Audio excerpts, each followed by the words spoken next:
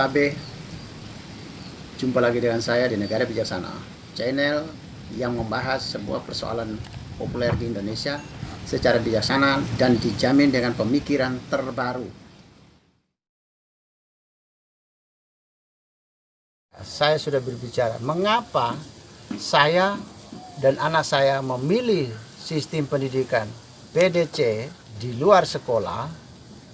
Edisi 1 sudah ada alasan psikologis, kecemasan anak. Edisi 2 tentang perbandingan hasil yang diraih di sekolah dengan sebelum masuk sekolah. Yang ketiga, perbandingan kompetensi, melihat hasil-hasil yang dihasilkan oleh sekolah, kompetensi masyarakat sekolah yang mencemaskan saya sebagai orang tua. Mengapa harus pilih ini? Apakah boleh?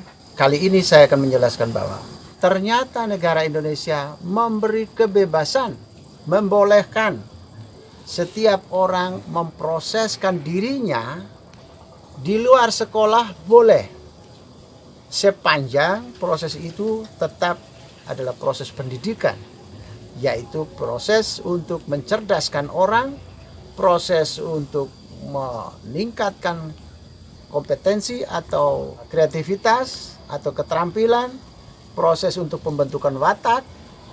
Maka semua proses itu negara membolehkannya. Saya baca ya, ini satu informasi meskipun sudah lama, orang banyak tidak tahu. Saya pergi ke orang-orang yang berkompetensi dalam bidang pendidikan, baik guru, dosen, para pelajar, mahasiswa, sampai dengan birokrat-birokrat di dinas-dinas pendidikan. Juga banyak yang tidak tahu bahwa sejak tahun 2003 ada Undang-Undang Nomor 20 tahun 2003 tentang Sistem Pendidikan Nasional atau Sisdiknas yang mencantumkan bahwa seluruh proses di luar sekolah dapat diakui setara dengan sekolah, yaitu pasal 26 tentang sistem pendidikan non formal. Apabila proses pendidikan non formal di luar sekolah dapat diakui setara dengan sekolah melalui sebuah evaluasi yang dilakukan oleh pemerintah. Pasal 27 pendidikan informal ayat 1 sampai dengan 3. Setiap orang boleh melakukan kegiatan pendidikan secara mandiri oleh masyarakat, nanti akan diakui setara dengan sekolah. Kalau setara artinya jika sekolah dapat rapor, mereka juga dapat rapor. Sekolah dapat ijazah, mereka dapat ijazah. Sekolah dapat ijazah negeri, ijazah yang diakui, sistem ini juga dapat diakui secara resmi oleh negara. Maka ijazah, nilai, rapor dapat dipakai sama persis dengan orang yang sekolah, dengan sistem yang lain. Inilah regulasi betapa hebatnya negara kita, betapa demokrasinya negara kita. Sudah diatur sejak tahun 2003, artinya sudah 17 tahun. Saya menyelenggarakan ini ketika anak-anak saya kecil, undang-undang ini sudah ada. Tetapi banyak sekali orang yang tidak tahu bahwa memang ada pasal, ada ayatnya yang mencantumkan dalam Undang-Undang Pendidikan Nasional, Sistem Pendidikan Nasional kita, bahwa negara menerima, membolehkan, membuka seluas-luasnya seluruh anggota masyarakat memproseskan pendidikan dirinya, memproseskan pendidikan keluarganya tanpa harus melalui sekolah, dan semuanya diakui sama dengan sekolah. Ketika saya membaca itu, saya berkeyakinan bahwa saya melakukan sendiri dengan sistemnya saya punyai PDC di keluarga saya, pasti negara akan merestuinya. Akhirnya suatu hari saya berangkat ke Dinas Pendidikan Kabupaten Bantul, Yogyakarta. Saya berkonsultasi dengan mereka bahwa anak saya ingin memproseskan dengan sistem seperti ini. Saya tidak setuju dengan sistem yang ada di sekolah. Maka apakah saya bisa memproseskan anak-anak saya dengan cara ini? Dinas Pendidikan Kabupaten Bantul menjawab, bisa Pak, silakan Bapak membuat proposal tentang sistem yang Bapak punyai.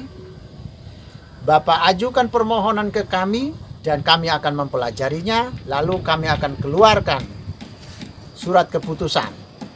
Apakah Bapak boleh atau tidak sistemnya Bapak dapat diterapkan di keluarga Bapak maupun di semua orang lain yang akan mengikutinya.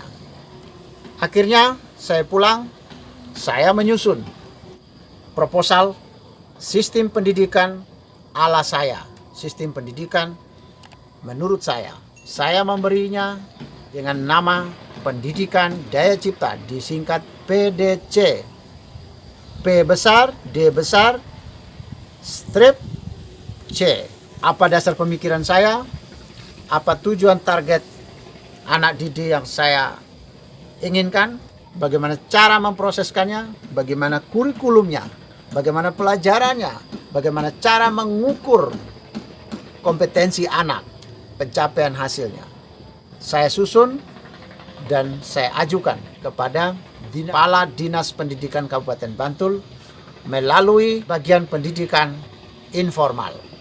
Setelah saya ajukan, saya tunggu beberapa lama, lalu saya dapat kiriman, dipanggil untuk mengambil surat keputusan dari Kepala Dinas Pendidikan Kabupaten Bantul, Daerah Istimewa Yogyakarta.